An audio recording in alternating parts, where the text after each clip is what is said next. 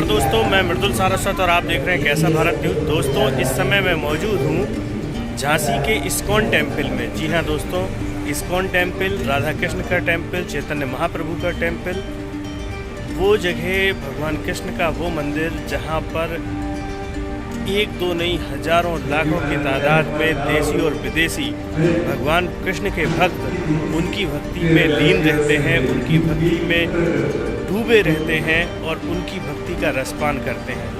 उसी इस्कॉन मंदिर में मैं इस समय मौजूद हूँ। मेरे पीछे आप देख सकते हैं ये इस्कॉन टेम्पल है और इस इस्कॉन टेम्पल में इस समय श्रीमद् भागवत कथा का आयोजन किया गया है जो प्रतिदिन चल रहा है और आज 15वें अध्याय का भागवत कही जा रही है, जिसे स्वामी चैतन्य स्वामी जी एक महाराज हैं वो इंग्लिश में कह रहे हैं, तो दूसरे यहाँ के एक जो ट्रस्टी हैं वो हिंदी में कन्वर्ट करके सुना रहे हैं।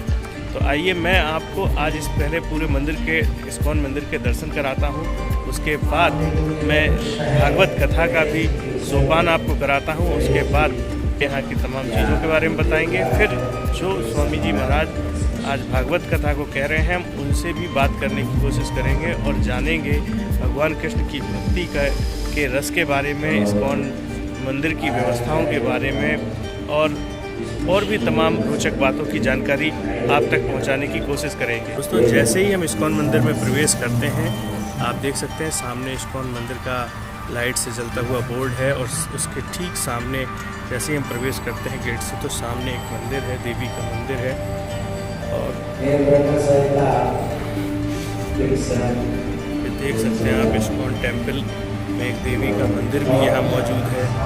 सामने हम आपको दिखाने की कोशिश कर रहे हैं कि ये देवी का टेम्पल है, सुंदर माता रानी यहाँ विराजी हुई है। इसके बाद हम थोड़ा कैमरा घुमाने की कोशिश करें तो यहाँ पर ये पूरा का पूरा इस्कॉन टेम्पल का स्थान है और पूरा हॉल है इस्कॉन टेम्पल का। सामने भगवान श्री कृष्ण, राधा रानी, चैतन्य महाप्रभु की मूर्तियाँ लगी हैं जिन्हें अभी पट खुलेंगे तब मैं आपको दिखाने की कोशिश करूँगा, उन मूर्तियों के भी दर्शन कराऊँगा। और सामने देख सकते हैं आप भागवत भी चल रही है, वो भी मैं आपको उसका भी सोपान कराऊँगा, वो भी दिखाने की कोशिश करता हूँ।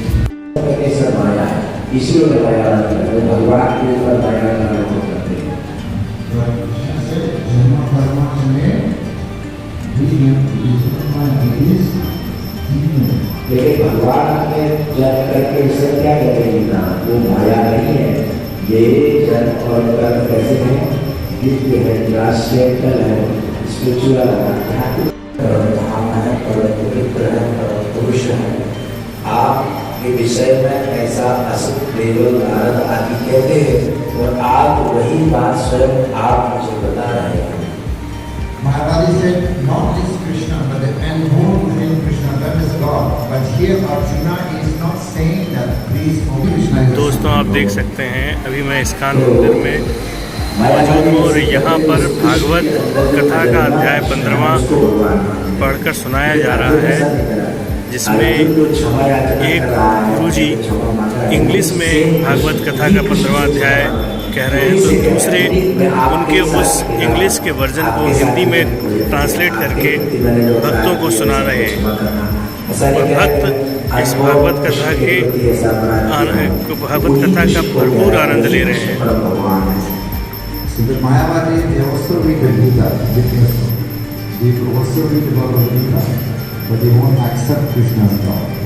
तो मायावादी जो ज्ञानी लोग हैं ना, वो लोग भी भगवत गीता पढ़ते हैं, उस गीता पर ज्ञान प्रवचन सब करते हैं, लेकिन वो कृष्ण को भगवान रूप में नहीं स्वीकार करते हैं।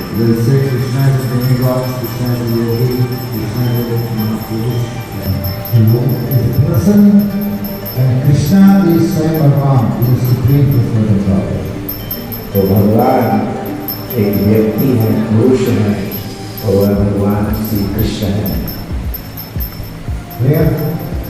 तो स्पष्ट हुआ भगवान को समझे, भगवान को सबको धारणा है।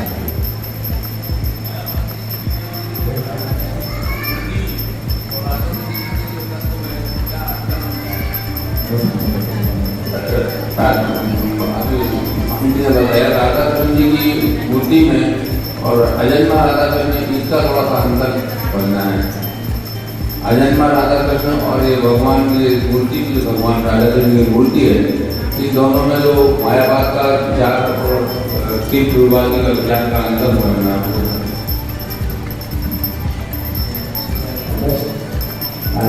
मायावादी लोग इस मूर्ति के विषय में क्या धारणा रखते हैं? वो कहते हैं अजन्मा कृष्ण की राधा कृष्ण के आराधना करते पूजा करते हैं, और द्रौपदी कैसे समझाते हैं कि ये विग्रह है मूर्ति और भगवान श्री कृष्ण के साथ कैसे समझाते हैं, इस अंतर को लोग भी समझना चाहते हैं। मायावादियों की विचारधारा उनकी पूजा और द्रौपदी हम लोगों को विग्रह की पूजा। दोस्तों देख सकते हो ये राधा कृष्ण की मूर्ति इस्कॉन मंदिर में लगी हुई है, जिसमें भगवान श्री कृष्ण माँ राधा रानी नृत्य करते हुए, सुंदर मूर्ति है, भव्य मूर्ति है, नृत्य करते हुए मूर्ति है, जो अपने आप में और भक्तों को अपनी ओर आकर्षित करती है। ये चढ़ने का सहायक है। जैसे किसी बिल्डिंग पर चढ़ना है, तो सीढ़ी लगा ली और सीढ़ी की सहायता से जब आप चढ़ रहे तो सीढ़ी पटाओ फेंको तो जरूरत नहीं है। उनके लिए ये मूर्ति पूजा सही है, ये भक्ति में सहायक है। वो मायावादी लोग इस तरह से पूजा करते हैं। So this is their interpretation, not our interpretation. Those who pick the Murti, they say not the Murti, but the and don't believe in the God. That's God. But that's their interpretation. तो उनका जो इस प्रकार का विचार interpretation है, उनकी विचार उनका वक्तव्य ऐसा, वो ऐसा सोचते वास्तविकता ही नहीं ऐसा। वो मानते हैं कि हम इस मूर्ति हम इसमें अजन्मा भगवान, अजन्मा जो ईश्वर है उसकी पूजा करते हैं और उस मूर्ति की पूजा करते हैं। उनका ऐसा भाव है। The impersonal Nirakar, this is dinosaur, this that's what they say. उनकी विचारधारा वो ऐसा कहते हैं। एक और राधा कृष्ण की मूर्ति है, इसलिए में जाते हुए राधा रानी के साथ भगवान कृष्ण मौजूद है, और जो इससे पहले मैंने दिखाई वो चैतन्य महाप्रभु की मूर्ति थी। No, this Radha Krishna that we see that and born within Krishna. That's our Krishna. तो सन्यासी का कहता है ये राधा कृष्ण है, अजन्मा राधा कृष्ण की सेवा करना। तो मायावादी लोगों की ऐसी विचारधारा होती है। So this is why Krishna is saying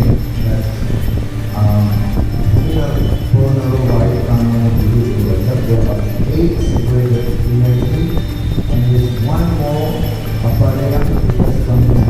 This is superior to the transformation. This is Krishna is saying we are all mind energy. तो भगवान श्री कृष्ण भगवद गीता में अपनी भौतिक शक्तियों का वर्णन करते हैं। 8 प्रकार की बड़ी भौतिक शक्तियाँ हैं। भूमि रातो बनो, भूमि रातो बनो, वायु का बनो, ऊर्जा, अहंकार, अपने प्रत्यक्षता। इसके अतिरिक्त भगवान ने इससे श्रेष्ठ शक्ति है अपर अपरा इयम पितस्तु अज्ञान प्रकृति में बड़ा, इससे बड़ा श्रेष्ठ मेरी शक्ति है। And if Jiva and God is equal, then Arjuna would not be asking forgiveness. I'm sorry Krishna, now I realize your God, I was sitting with you, sleeping with you, eating in the same plate, and sitting in the same, place, please forgive me now because of your God. तो अर्जुन अगर ये भगवान ये समझा रहे हैं, philosophy ये समझा कि जीव और भगवान बराबर है, समान है, तो फिर अर्जुन क्यों क्षमा मांगता भगवान से कि हम अगर अर्जुन और भगवान से कुछ समान है तो क्षमा मांगने की क्या जरूरत है कि मुझे क्षमा करना, मैं आपके बराबर आपके साथ खेलता था, आपके समान सैया कर बेटा आपके साथ भोजन खाया, आपके प्रति मैंने प्राण किया, आपके साथ खेलता रहा। अर्जुन ऐसा क्षमा क्यों मांगता है? समान ही है जीव और भगवान, तो क्षमा मांगने क्या कर सकता है? आपने चतुर्श्लोकी भगवद गीता के विषय में सुना होगा। दोस्तों अभी मैंने आपको इस्कॉन मंदिर में लेकर आया हूँ। इस्कॉन मंदिर में भागवत भी हमने आपको भगवत का सोपान भी कराया है। यहाँ चैतन्य महाप्रभु की मूर्ति, गुरु जी की मूर्ति और साथ साथ भगवान श्री कृष्ण और राधा रानी की सुंदर प्रतिमा का भी दर्शन कराया है। चलिए अब हम आपकी बात कराते हैं यहाँ पिछले 3 दिनों से मौजूद भागवत कथा कह रहे हैं मॉरिशस से आए सन्यासी श्रीमद सुंदर चैतन्य गोस्वामी जी महाराज। हम उनके सामने हैं, उनके सम्मुख हैं और जानते हैं उनके बारे में। साथ में इस इस्कॉन मंदिर टेम्पल के अध्यक्ष जो सोसाइटी है उसके अध्यक्ष, इस मंदिर ट्रस्ट के अध्यक्ष ब्रजभूमि दास जी भी हमारे साथ हैं और वो भी इस इंटरव्यू में, इस साक्षात्कार में हमारे साथ सहयोग करेंगे और हमको यहाँ के बारे में, इस ट्रस्ट के बारे में और इस ट्रस्ट से जुड़ी हुई तमाम बातों के बारे में बताएंगे। प्रणाम गुरुजी, हरे कृष्ण। हम झांसी से कैसा भारत न्यूज़ से हैं और आपका अभी भागवत का सोपान भी किया है। आपके मुख से निकली हुए भागवत के जो सुंदर शब्द हैं उन्होंने यहाँ के लोगों को अभिभूत किया है। हम सबसे पहले आपसे ये जानना चाह रहे थे कि ये कब से चल रहा है भागवत का, जो आपके माध्यम से भागवत का प्रचार है, केवल झांसी में हुआ है या भारतवर्ष के आप और भी किसी शहरों में गए हैं और कहाँ कहाँ अब तक होकर आए हैं? Hare Krishna. Thank you very much. So I came to India since three months already. I came to Mayapur and I was also in Maharashtra. There also I was giving up. Now this is the end of 3 months and my last visit is Jhansi here. And I've come to Jhansi since 3 days now. And we are also delivering the Bhagavad. तो महाराज जी बता रहे हैं कि पिछले 3 महीने से वो भारत में हैं, मॉरिशस देश से आए हैं और महाराष्ट्र में अनेक शहरों में वो गए हैं। नागपुर, अमरावती आदि अनेक, सोलापुर, पंढरपुर आदि क्षेत्रों में गए हैं और उसके बाद अंत में यहाँ पर झांसी आए हैं। पिछले 3 दिन से श्रीमद् भगवद गीता भागवत पर महाराज जी प्रवचन कर रहे हैं, अनेक कार्यक्रम हुए हैं और इसके बाद महाराज जी अब वृंदावन की ओर जा रहे हैं। महाराज जी एक बात और जानना चाह रहा था कि ये जो भागवत कथा का आपके द्वारा प्रवचन किया जाता है, ये केवल आप भारतवर्ष में ही किया है या मॉरिशस या विदेशी भूमि पर भी आपके माध्यम से किया जाता है?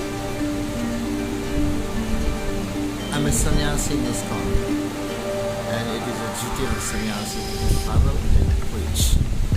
He is the masters of the Bhagavad. So it is not only in India. I travel all over the world. I travel in Mauritius, South Africa, Europe, and also Middle East. The same message in travel. तो महाराज जी बता रहे हैं कि वह एक सन्यासी हैं ISKCON में और सन्यासी का धर्म और कर्तव्य है भागवत धर्म, सनातन धर्म का प्रचार प्रसार करना। तो भारत में ही नहीं, मॉरिशस में, अफ्रीका में, यूरोप में, मिडिल ईस्ट, सभी देशों में जाकर के इसी भगवान के सनातन धर्म संदेश का वो सभी जगह प्रचार करते हैं जो सन्यासी का कर्तव्य है। The world is in a very chaotic condition. If the world will get to listen to the Sundays Bhagavad Gita, then that's the solution for all the problems. So this is why it's our Nasta Presha Bhadreshwari Bhagavata Sevaya. By listening to the Bhagavad Gita, Srimad Bhagavatam, oh, that is English Square. तो विश्व इस समय बड़े संकट से गुजर रहा है। इस समय सभी लोग इस संकट से मुक्त हो सकते हैं। कहा गया है कि यदि लोग भगवान के संदेश को सुने, नष्ट प्रायेषु भद्रेषु नित्यम भागवत सेवया, भागवत में कहा गया है भागवत से जीवन की समस्त समस्याओं का समाधान हो सकता है, सारी बुराइयां जा सकती हैं। तो इस प्रकार से इस संदेश को संपूर्ण विश्व में पहुँचाते हैं जिससे मनुष्य को सुख प्राप्त हो सके। महाराज जी एक चीज़ और जानना चाह रहे थे कि ये जो अपना इस्कॉन टेम्पल का ट्रस्ट है या जो भगवान कृष्ण का जो प्रचार प्रसार है, ये इसका भारत से ज़्यादा विदेश में देखने को मिलता है।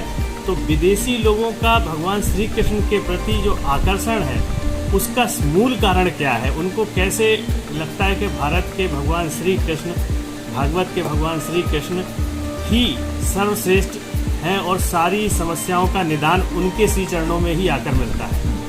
So this is the Sanatan Dharma. We are followers of Sanatan Dharma. So this is Swamiji Srila Prabhupada, the founder Acharya, in 1966, left India. He's from Bengal. He left India and went to America. And from there, he was able to spread this message of the Bhagavad Gita all over the world. Many Americans became so attracted to the message of Krishna, and they became his disciples, and they have helped him to spread this message all over the world. Nowadays, we have many followers in Russia, in America, in Europe, all over the world. तो यह जो हम लोग सनातन धर्म का महाराज जी बता रहे हैं कि हम सनातन धर्म के अनुयायी हैं और सनातन धर्म का प्रचार करते हैं। वास्तव में इस्कॉन के संस्थापक आचार्य भक्तिवेदांत स्वामी प्रभुपाद जी ने इस्कॉन की स्थापना करके इतने सुंदर ढंग से भगवान श्री कृष्ण के संदेश को दुनिया को दिया है कि रूस, अमेरिका, यूरोप सभी देशों में लोग भगवान के संदेश को पाकर के बहुत अच्छे से भगवान के विषय में समझ सके हैं। इसलिए वो भगवान श्री कृष्ण की भक्ति करते हैं और भगवान के सनातन धर्म का लाभ उठाते हैं, जिससे वो अपने जीवन में सुखी हो सके। महाराज जी, अब तक इस भगवान के जो स्वामी जी महाराज ने जो शुरू किया था विदेश की भूमि से, इस पूरे मुहिम में, इस पूरे इस्कॉन की जो संगठन है, इसमें अब तक कितने देशी और विदेशी, लगभग कितने लोग होंगे शामिल अब तक? I can't tell you the number, but we have it's being spread all over the world. We have more than 500-700 temples all over the world. I know, but it's very spread all over. We have disciples, followers all over the world. तो संख्या में तो नहीं गिनकर बताया जा सकता है कि फीस कितना है, लेकिन 600 से अधिक केंद्र पूरे विश्व में और संपूर्ण विश्व में इस्कॉन के भक्त हैं। जो प्रभुपाद जी ने 1966 में इस्कॉन की स्थापना करके सब जगह इस्कॉन को फैलाया, तो इस सब जगह विश्व में इस्कॉन का प्रचार प्रसार है और लोग भगवान के इस भक्ति का आनंद ले रहे हैं। Even in Ukraine we have thousands and thousands of devotees in Russia. और यहाँ तक कि यूक्रेन में भी हजारों की संख्या में इस्कॉन के भक्तगण हैं। महाराज जी, एक चीज़ और जानना चाह रहा था कि ये जो अपना ट्रस्ट है, इसका जो गुरु जी का जन्मोत्सव है या उनसे जुड़ा कोई कार्यक्रम, या जब उन्होंने स्थापना की थी ऐसा कोई बड़ा कार्यक्रम अपने यहाँ कब मनाया जाता है जिसमें देशी और विदेशी पूरे के पूरे भक्तगण एक साथ मिलकर एक भव्य कार्यक्रम मनाते हो? Yes, we do have a international festival where all devotees from all over the world will come and congregate, especially in Mayapur in West Bengal. This is our headquarters. So for the Gaur Purnima festival, especially in the months of March, so thousands and millions of devotees can come from all over the world, and then we celebrate festival in Mayapur. तो ISKCON का जो head quarter है भारत में, जो चैतन्य महाप्रभु का जन्म स्थान है मायापुर धाम, वहाँ पर यह ऐसा उत्सव आयोजित होता है जिसमें विश्व के सभी भक्त एकत्रित होते हैं। यह प्रायः मार्च के महीने में आता है। जैसे हम लोग गौरांग महाप्रभु का जन्मदिन तो गौर पूर्णिमा कहते हैं। हजारों की संख्या में भक्त वहाँ एकत्रित होते हैं और यह एक महीने उत्सव चलता है, वहाँ मनाते हैं। यह उत्सव वहाँ मनाया जाता है। फिर उसके बाद एक उत्सव कार्तिक में भी वृंदावन में भी भक्त एकत्रित होते हैं, वहाँ भी मनाया जाता है। अब थोड़ा सा महाराज जी एक सवाल जो इस्कॉन से थोड़ा अलग है लेकिन सनातन धर्म से जुड़ा है। आज भारतवर्ष में जो स्थिति है वो कहीं ना कहीं मंदिर मस्जिद के विवाद को लेकर एक बड़ी स्थिति बनती चली जा रही है। पहले राम मंदिर विवाद सुलझाया गया, राम मंदिर का रास्ता साफ हुआ, राम मंदिर बनने भी लगा है। उसके बाद अब काशी की ज्ञानवापी मस्जिद का मुद्दा उठा जिसमें शिवलिंग का कोर्ट ने आदेश दिया और खोज की गई तो शिवलिंग मिले हैं और अभी वो चल ही रहा है जांच का विषय। तब तक अभी ताजमहल के ऊपर किसी ने रिट दायर की और कोर्ट ने जबकि उसको फटकार भी लगाई कि आप पहले PhD कर लें फिर उसके बाद आप रिट दायर करें। इसके बाद अभी जामा मस्जिद को लेकर, भोपाल की मस्जिद को लेकर इस तरीके से चल रहा है। तो कहीं ना कहीं इसका पॉजिटिव या नेगेटिव कैसा असर सनातन धर्म पर पड़ेगा, ये थोड़ा सा आप बताइए। Yeah, Sanatana Dharma means it is eternal religion. It can never be destroyed. When we say Sanatan, no matter what, this Dharma cannot come to an end. It cannot be never at all. It may appear or disappear. Dharma appear. Yada yada hi dharma sagrani bhavati bharanam dharma shabdadatmanam yada yada hi dharma sagrani.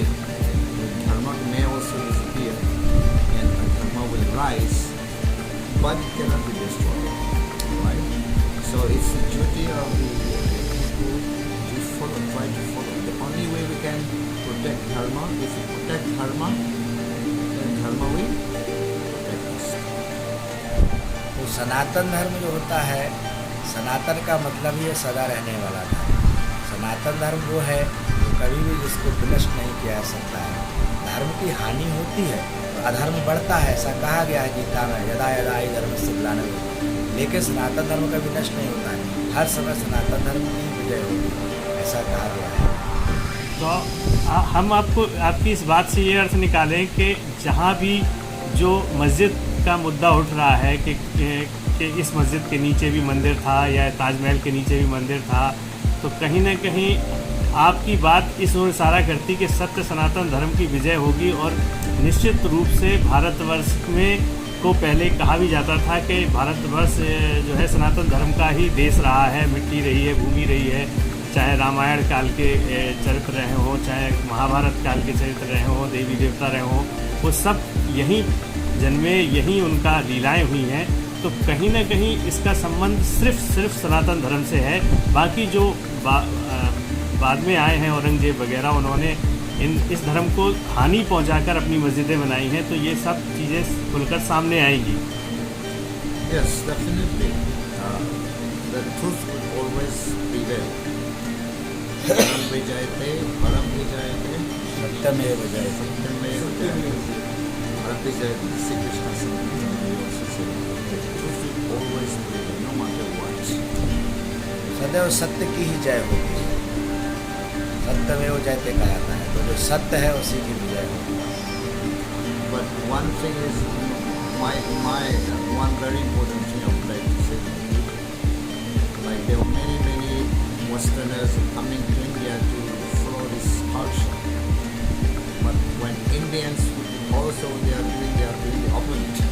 Many, not saying everybody, but they all want to follow the Western culture. This is how dharma arises. So by following, by observing dharma, protecting dharma, then we become also protected. If we don't follow, then we become chaos. क्योंकि देखिए सनातन धर्म इतना महान है कि विदेश के लोग भी, पाश्चात्य जगत के लोग भारत आकर के सनातन धर्म सीखते हैं और उसको पालन करते हैं। और यहाँ तक कि कुछ भारतीय अपने धर्म को ही छोड़ रहे हैं और पाश्चात्य संस्कृति को अपना रहे हैं। लेकिन धर्म का जो पालन करेगा, धर्म उसकी रक्षा करेगा। हमेशा सनातन धर्म की विजय है। And one more point is, long ago we used to have Raja Rishi, the king. They were saintly king. They would protect dharma. They would make sure that people are following dharma. But if you get leaders who are not dharmic, what will happen? So leaders will also name their religion dharma. Because Raja Rishi means they were saintly king. They were not just leaders, materialistic leaders. They were saintly king. They were leading the country, but they were also dharmic. तो पहले के जो राजा होते थे वो राजर्षि कहलाते थे, धर्मपरायण राजा होते थे, वो धर्म की रक्षा करते थे। आजकल केवल लोग राजनीतिक लीडर बनते हैं, अगर वो धार्मिक नहीं है तो धर्म की रक्षा नहीं कर सकते। लेकिन अगर राजा धार्मिक होगा तो धर्म की रक्षा भी होगी। इस तरह से धर्म की अगर कोई रक्षा करे तो धर्म उसकी रक्षा करेगा। महाराज जी, लेकिन इन सब चीज़ों में एक चीज़ और सामने निकल के आती है कि कुछ लोग जो है इस माहौल का निगेटिव रूप में फ़ायदा उठाने की कोशिश करते हैं कि जहां नहीं भी कोई अस्तित्व है किसी बात का या अस्तित्वहीन है, जैसे अभी सुप्रीम कोर्ट ने, हाई कोर्ट ने फटकार लगाई कि आप ताजमहल की एक रिट दायर करने पहुंचा बंदा कि ये ताजमहल भी तेजो महल है, 22 कमरे हैं, सब में भगवान है। उन्होंने कहा नहीं, पहले इतिहास को स्टडी करो, ये मंदिर नहीं था यहाँ पे, आप पहले PhD करके। तो ऐसे लोग कहीं ना कहीं सनातन धर्म के एक जो सही कार्य की तरफ बढ़ रहा है देश आज हमारा, उसमें कहीं ना कहीं रुकावट भी अपने ही कुछ लोग नहीं डालने की कोशिश कर रहे हैं। हानि नहीं होती है, ऐसे लोगों के प्रति आपका क्या संदेश हो? see, we have to understand what is dharma. If we don't understand what is dharma, then we become fanatics also. You know, so there's two ways: the external way, there's also the internal way. There was a question one time that why religious people conflict. Somebody asked a question: why religious people? I mean, if you see the world nowadays, the main conflict in the world is because of religion, right? So this question came: why there is conflict among religious people? The reason of the conflict of the world is because of religion. The answer is religious people may fight, but spiritualists don't. So we have to understand dharma on the spiritual platform. Otherwise we become fanatic, there will be always conflict. महाराज जी का कहना है कि धर्म की सही समझ होनी चाहिए। धार्मिक मामलों में भी बहुत झगड़े होते हैं। आज विश्व में सबसे बड़ा झगड़ा धर्म का ही है। तो धर्म के विषय में सही समझ होनी चाहिए, फैनेटिक नहीं होना चाहिए। नहीं तो धर्म में बहुत विवाद है। लोग प्रश्न करते हैं कि भाई धार्मिक लोगों में झगड़ा क्यों होता है? धर्म का झगड़ा सही समझ न होने के कारण है। सही समझ मतलब धर्म से व्यक्ति को आध्यात्मिक स्तर पर पहुंचना चाहिए, स्पिरिचुअल प्लेटफॉर्म पर। फैनेटिक की धर्म के विषय में झगड़ा नहीं होना चाहिए। इसलिए धर्म के कारण ही बहुत समस्या खड़ी हो जाती है। धार्मिक झगड़ा है तो इसीलिए धर्म को ठीक से समझना चाहिए। ठीक से धर्म समझेंगे तो सारी समस्याओं का समाधान हो जाएगा। बहुत बहुत धन्यवाद महाराज जी, आपसे बात करके बहुत अच्छा लगा। अब दोस्तों हमारे साथ इस्कॉन मंदिर टेम्पल के अध्यक्ष ब्रजभूमि दास जी महाराज भी हैं। हम इनसे इस ट्रस्ट के बारे में और इस इस्कॉन मंदिर के बारे में भी कुछ जानने की कोशिश करते हैं। भाई साहब, हमें एक चीज़ बताइए कि ये इस्कॉन मंदिर के बारे में हमने सुना है, ये मंदिर जो है एक मशहूर फिल्म अभिनेत्री हैं रानी मुखर्जी, उनके परिवार की भूमि पर बना है। उन्होंने इसको डोनेट किया था। इस बात में कितनी सच्चाई है और ये कब उन्होंने किया और ये कितना पुराना है? इस्कॉन अंतर्राष्ट्रीय संस्था है और झांसी में 2002 तक कोई केंद्र नहीं था यहाँ। तो ये बात सही है। यह जो इस केंद्र में यहाँ बैठे हैं, इसकी भूमि प्रसिद्ध जो अभिनेत्री है रानी मुखर्जी, उन्हीं की ये भूमि है। उन्हीं के पिताजी ने अपने परिवार की ये भूमि जो है इसको सन 2002 में प्रदान की थी। यहाँ पर इस्कॉन का केंद्र खोला जाए और पिछले 20 वर्ष से यहाँ पर इस्कॉन का यह केंद्र संचालित हो रहा है। उन्हीं के द्वारा दी गई दान में भूमि पर यह इस्कॉन केंद्र संचालित है। दान करने के बाद से अब तक क्या उनका परिवार कभी यहाँ आया या इस मंदिर में आते हैं दर्शन करने? कभी उनका आना जाना रहता है यहाँ पर, या अभी भी वो यहाँ मंदिर के लिए कुछ करते रहते हैं, ऐसा कुछ? हाँ, उनके पिताजी राम मुखर्जी जी कई बार आए हैं और रानी मुखर्जी जी भी आई हैं 1-2 बार। और अब तो राम मुखर्जी जी नहीं रहे हैं और उनका लगाव रहता है। जब कभी आते हैं तो मंदिर अवश्य आते हैं और कुछ सहयोग भी रहता है। इस्कॉन मंदिर, ये वाला जो अपना झांसी का इस्कॉन मंदिर है, इसमें वर्ष में कोई बड़ा कार्यक्रम कभी आयोजित होता हो, उसकी कोई तिथि, उसका कोई आयोजन का समय हमें बताइए। वैसे तो इस्कॉन मंदिर में हर महीने ही कुछ ना कुछ उत्सव त्यौहार होते रहते हैं।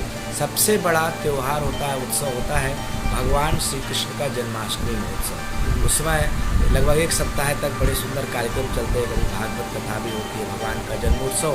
और जन्माष्टमी के दूसरे दिन ही इस्कॉन के संस्थापक आचार्य भक्तिवेदांत स्वामी प्रभुपाद जी का जन्म दिवस है, तो उनका भी बड़े उत्सव मनाया जाता है उससे।